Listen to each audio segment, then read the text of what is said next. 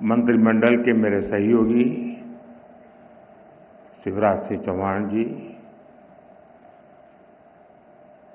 MS Swaminathan research foundation की chairperson doctor Soumya Swaminathan जी, नीति आयोग के सदस्य डॉक्टर रमेश चंद जी, मैं देख रहा हूं स्वामीनाथन जी के परिवार के भी सभी जन यहां मौजूद है, तो उनको भी प्रणाम करता हूं। सभी साइंटिस्ट, अन्य महानुभाव, देवी और सज्जनों, कुछ व्यक्तित्व ऐसे होते हैं जिनका योगदान किसी एक कालखंड तक सीमित नहीं रहता, किसी एक भूभाग तक सीमित नहीं रहता। प्रोफेसर एमएस स्वामीनाथन ऐसे ही महान वैज्ञानिक थे, मां भारती के सपूत थे। उन्होंने विज्ञान को जन सेवा का माध्यम बनाया। देश की खाद्य सुरक्षा को, फूड सिक्योरिटी को उन्होंने अपने जीवन का ध्येय बना लिया। उन्होंने वो चेतना जागृत की जो आने वाली कई सदियों तक भारत की नीतियां और प्राथमिकताओं को दिशा देती रहेगी। मैं आप सभी को स्वामीनाथन जन्म शताब्दी समारोह की शुभकामनाएं देता हूं। साथियों, आज 7 अगस्त नेशनल हैंडलूम डे भी है।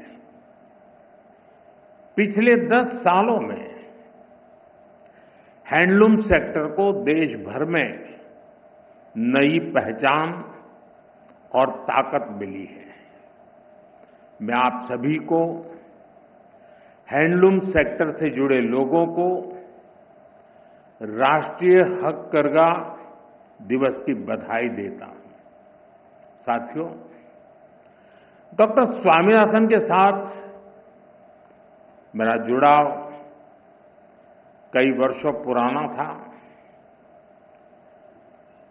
गुजरात की पहले की स्थितियां बहुत लोगों को पता है। पहले वहां सूखे और चक्रवात की वजह से कृषि पर काफी संकट रहता था। कच्छ का रेगिस्तान बढ़ता चला जा रहा था। जब मैं मुख्यमंत्री था तो उसी दौरान हमने सॉइल हेल्थ कार्ड योजना पर काम शुरू किया। मुझे याद है प्रोफेसर स्वामीनाथन ने उसमें बहुत ज्यादा इंटरेस्ट दिखाया।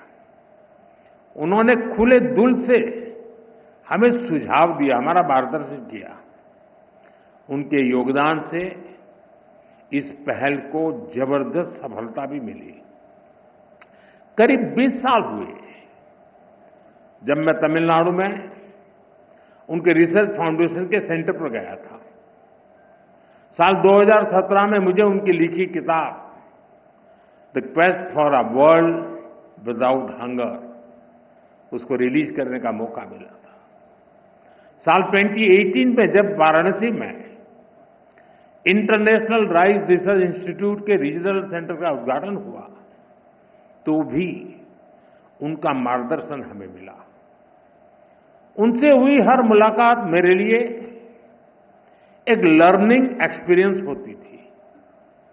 उन्होंने एक बार कहा था, science is not just about discovery but delivery. और उन्होंने इसे अपने कार्यों से सिद्ध किया।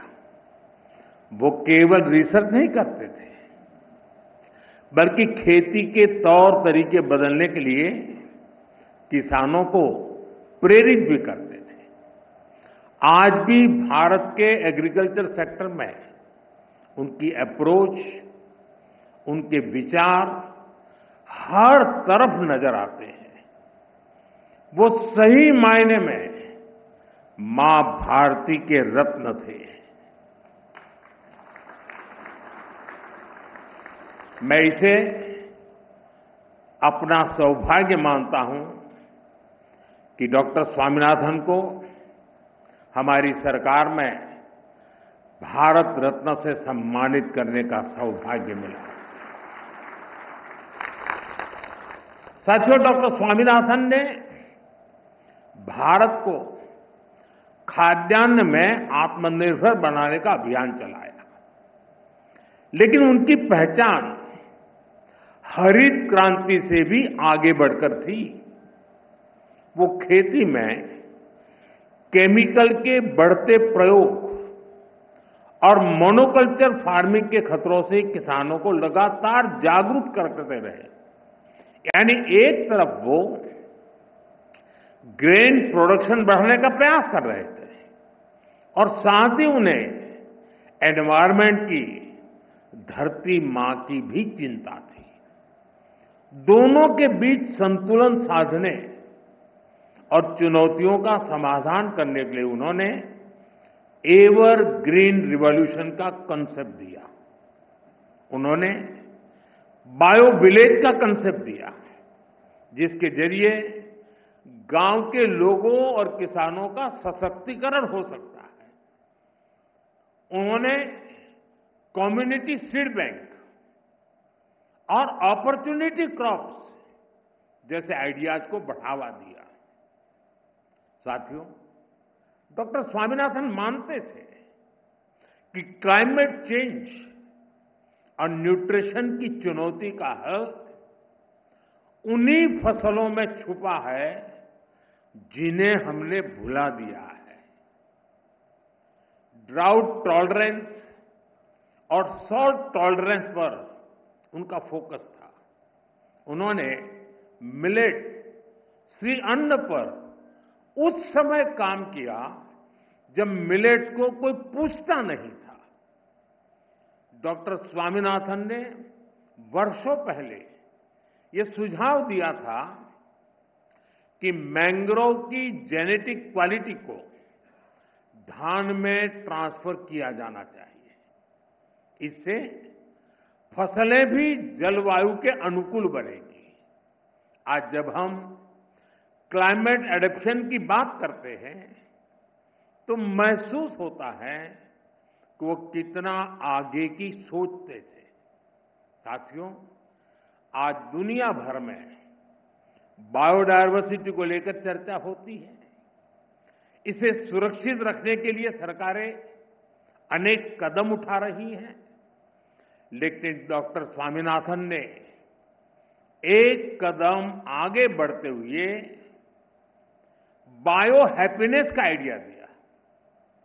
आज हम यहां इसी आइडिया को सेलिब्रेट कर रहे हैं। डॉक्टर स्वामीनाथन कहते थे कि बायोडायवर्सिटी की ताकत से हम स्थानीय लोगों के जीवन में बहुत बड़ा बदलाव ला सकते हैं। लोकल रिसोर्सेज के इस्तेमाल से लोगों के लिए आजीविका के नए साधन बना सकते हैं। और जैसा उनका व्यक्तित्व था, अपने आइडियाज को वो जमीन पर उतारने में माहिर थे। अपने रिसर्च फाउंडेशन के द्वारा उन्होंने नई खोजों का लाभ किसानों तक पहुंचाने का निरंतर प्रयास किया। हमारे छोटे किसान, हमारे मछुआरे भाई बहन, हमारे ट्राइबल कम्युनिटी, इन सबको उनके प्रयासों से बहुत लाभ हुआ है। साथियों, आज मुझे इस बात की विशेष खुशी है कि प्रोफेसर स्वामीनाथन की विरासत को सम्मान देने के लिए MS Swaminathan award for food and peace शुरू हुआ है।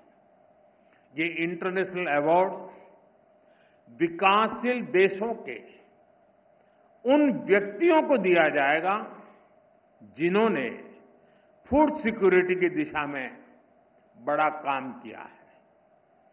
फूड एंड पीस, भोजन और शांति का रिश्ता जितना दार्शनिक है उतना ही प्रैक्टिकल भी है। हमारे यहां उपनिषदों में कहा गया है, अन्नम न निंद्यात् तद्व्रतम, प्राणो वा अन्नम शरीरम अन्नादम, प्राणे शरीरम प्रतिष्ठितम। अर्थात हमें अन्न की, अनाज की अवहेलना या उपेक्षा नहीं करनी चाहिए। प्राण अर्थात जीवन अन्न ही है।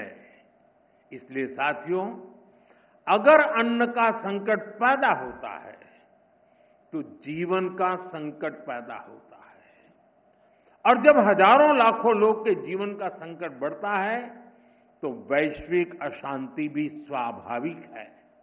इसलिए MS Swaminathan award for food and peace बहुत ही अहम है।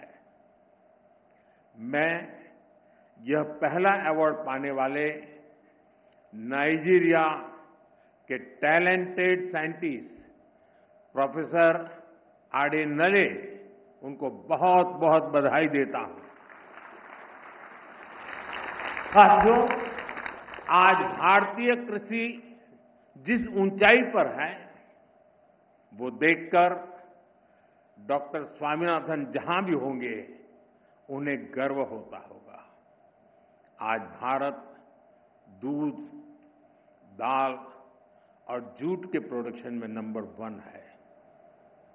आज भारत चावल, गेहूं, कपास, फल और सब्जी के उत्पादन में नंबर 2 पर है। आज भारत दुनिया का दूसरा सबसे बड़ा फिश प्रोड्यूसर भी है।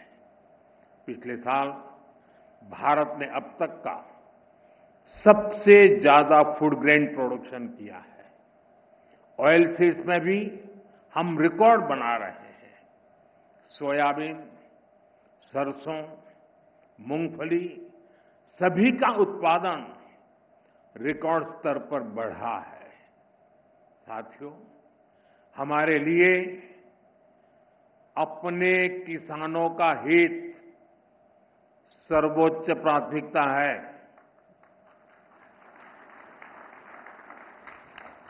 भारत अपने किसानों के, पशुपालकों के और मछुआरे भाई बहनों के हितों के साथ कभी भी समझौता नहीं करेगा।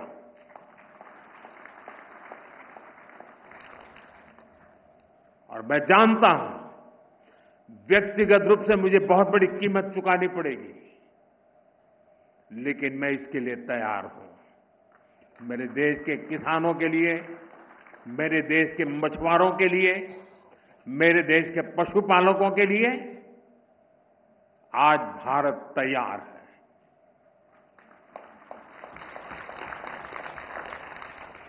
किसानों की आय बढ़ाना, खेती पर खर्च कम करना, आय के नए स्रोत बनाना, इन लक्ष्यों पर हम लगातार काम कर रहे हैं। साथियों, हमारी सरकार ने किसानों की ताकत को देश की प्रगति का आधार माना है। इसलिए बीते वर्षों में जो नीतियां बनी, उनमें सिर्फ मदद नहीं थी, किसानों में भरोसा बढ़ाने का प्रयास भी था। पीएम किसान सम्मान निधि से मिलने वाली सीधी सहायता ने छोटे किसानों को आत्मबल दिया है। पीएम फसल बीमा योजना ने किसानों को जोखिम से सुरक्षा दी है।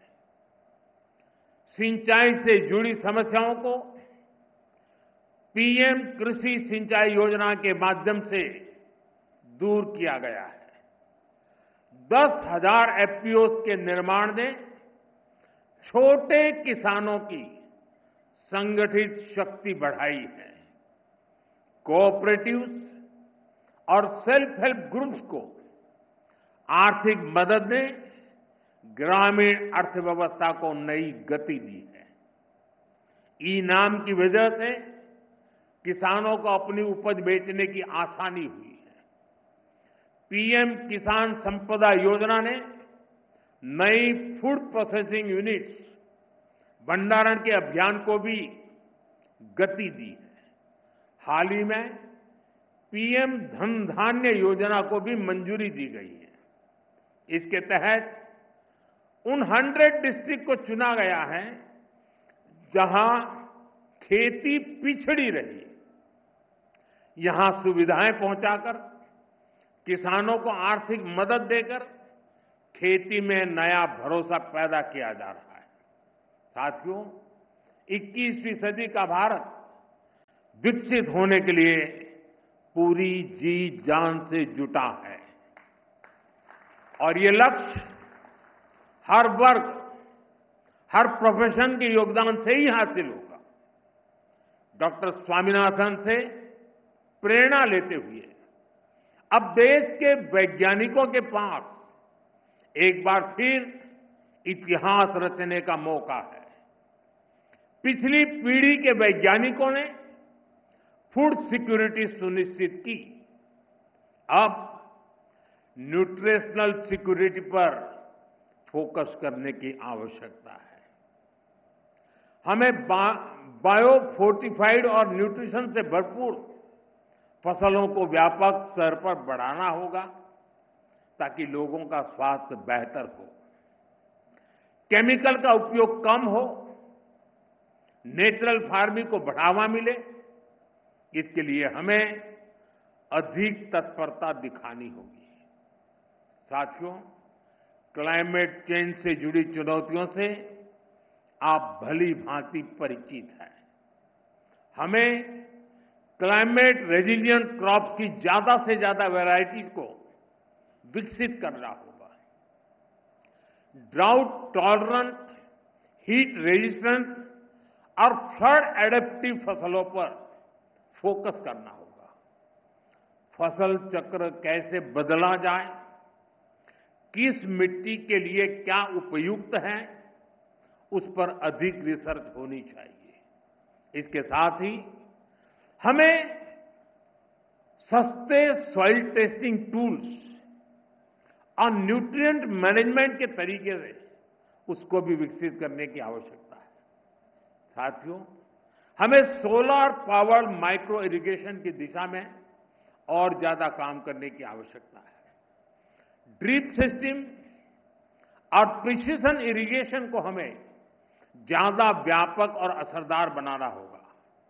क्या हम सैटेलाइट डेटा, एआई और मशीन लर्निंग को जोड़ सकते हैं?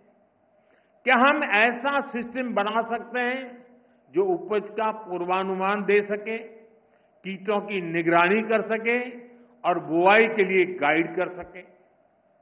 क्या हर जिले में ऐसा real time decision support system पहुंचाया जा सकता है? आप सभी एग्रीटेक स्टार्टअप्स को भी निरंतर गाइड करते रहिए। आज बड़ी संख्या में इनोवेटिव युवा खेती की समस्याओं का समाधान निकालने में जुटे हैं। अगर आप जो अनुभवी लोग हैं, आप अगर लोग उन्हें गाइड करेंगे तो उनके बनाए प्रोडक्ट ज्यादा प्रभावशाली होंगे और यूजर फ्रेंडली होंगे। साथियों, हमारे किसान और हमारे किसान समुदायों के पास पारंपरिक ज्ञान का खजाना है। ट्रेडिशनल इंडियन एग्रीकल्चरल प्रैक्टिसेस और मॉडर्न साइंस को जोड़कर एक होलिस्टिक नॉलेज बेस तैयार किया जा सकता है। क्रॉप डाइवर्सिफिकेशन भी आज एक नेशनल प्रायोरिटी है। हमें अपने किसानों को बताना होगा कि इसका क्या महत्व है। हमें समझाना होगा कि इससे क्या फायदे होंगे। साथ ही ये भी बताना होगा कि ऐसा न करने पर क्या नुकसान होंगे। और इसके लिए आप बहुत बेहतर तरीके से काम कर सकते हैं।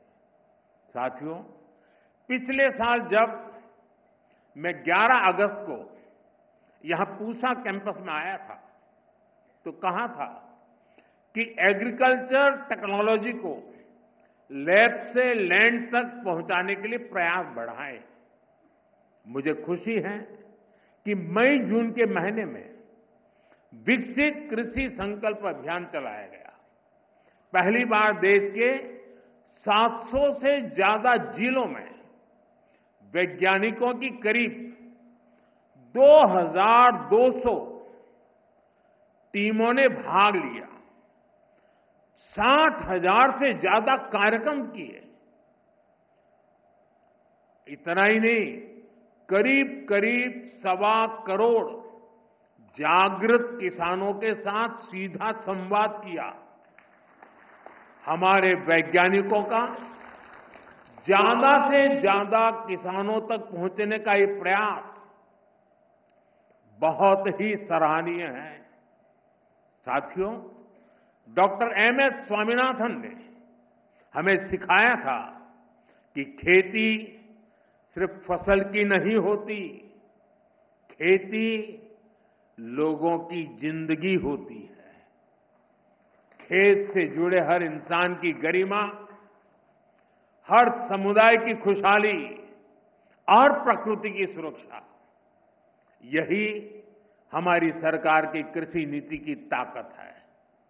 हमें विज्ञान और समाज को एक धागे में जोड़ना है। छोटे किसान के हितों को सर्वोपरि रखना है और खेतों में काम करने वाली महिलाओं को सशक्त करना है, एम्पावर करना है। हम इसी लक्ष्य के साथ आगे बढ़े।